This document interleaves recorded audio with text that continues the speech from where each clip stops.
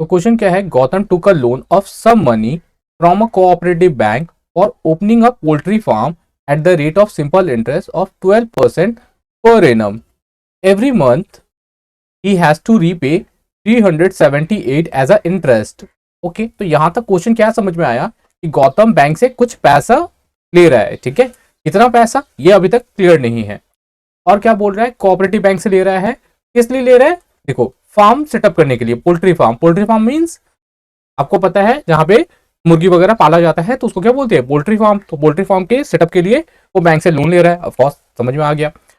Simple interest क्या है, देखो 12% पर एनम है एवरी मंथ, ठीक है। Every month he has to pay 378 as a interest. तो ऑफकोर्स जब आप बैंक से, गौतम ने जब बैंक से पैसा लिया है, ठीक है, लोन लिया है, तो उसको क्या करना पड़ेगा, इंटरेस्ट पे करना पड़ेगा। तो इंटरेस्ट क्या है, 378 रुपीज। तो let us determine the loan of taken by him. तो क्या फाइंड करना है, डिटरमाइन द लोन अमाउंट, ठीक है। लोन अमाउंट फाइंड करना है कि उसने कितना लोन अमाउंट लिया था। तो सबसे पहले देखो जो जो की पॉइंट्स है उसको नोट कर लिए हैं। तो 12% क्या है मेरा, ये है रेट। एवरी मंथ, देखो एवरी मंथ पे कर रहे हैं ना, आप सोचो हर मंथ आप इंटरेस्ट पे कर रहे हो, तो ये क्या हो जाएगा, टाइम। टाइम क्या है, एवरी मंथ। एवरी मंथ मतलब 1 मंथ, ठीक है। कि जब अगर आप हर मंथ दे रहे हो तो हर मंथ का मतलब हर एक मंथ में देना पड़ रहा है। 378 क्या है, आपका इंटरेस्ट है, ओके। तो आपको फाइंड क्या करना है, लोन अमाउंट। और लोन अमाउंट मतलब आपको बता चुके हैं पहले भी कि अगर आप बैंक से पैसा निकालो या बैंक में पैसा डिपॉजिट करो या लोन लो या किसी को लोन दो तो उसको क्या बोलते हैं, प्रिंसिपल, ओके। तो चलो, यानी कि प्रिंसिपल फाइंड करना है। हाँ, हमारे पास ये गिवन है, जो जो गिवन है उसको पहले नोट कर लो आप लोग। तो इसको क्लियर करते हैं। तो गिवन, गिवन के क्या है नोट करते हैं। देखो 12%, तो ये क्या था, रेट। तो लिखते हैं रेट। रेट को आर से डिनोट करते हैं, 12%। टाइम, तो टाइम क्या था, टी से डिनोट करते हैं। और बोला था ना देखो एवरी मंथ, तो अभी एवरी मंथ का मतलब क्या बताए थे आपको, 1 मंथ। तो देखो ये मंथ में है ना, तो आपको किस में कन्वर्ट करना पड़ेगा, ईयर में, यानी कि 1/12 ईयर, ठीक।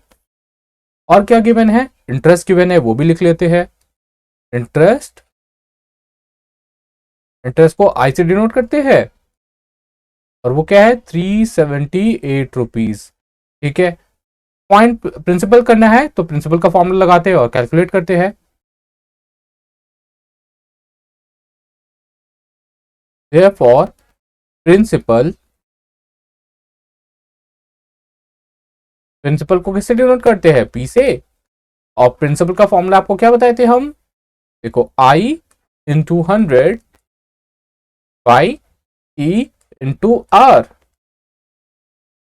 अब देखो आई कितना है, इंटरेस्ट देखो यहाँ पे 378 है, लिख देते हैं 378 इंटू 100। टी कितना है, तो टी देखो यहाँ पे 1/12, तो आपको पता है यहाँ पे 1 लिखना है और 12 इसके नीचे नहीं लिख के आपको यहाँ पे लिखना है। और रेट, तो रेट क्या है, देखो रेट भी लिख देते हैं। रेट है हमारा 12%, तो यहाँ पे लिख दो 12, ओके। अब बस इसको सॉल्व कर लेते हैं। तो सॉल्व कैसे होगा, देखो 12 से 12 कैंसिल, तो क्या बचा, 378 इंटू 100 कर देते हैं, हमारा आंसर आ जाएगा।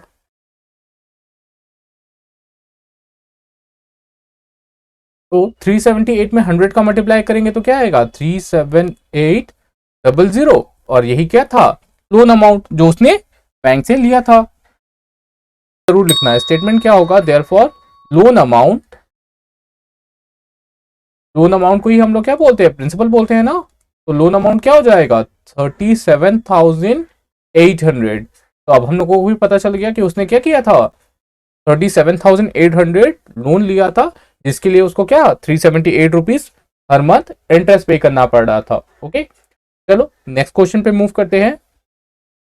नेक्स्ट क्वेश्चन क्या है, तो क्वेश्चन क्या है, find the rate of interest, ठीक है, if the amount of 2 years of simple interest as on capital 1200 is 1440।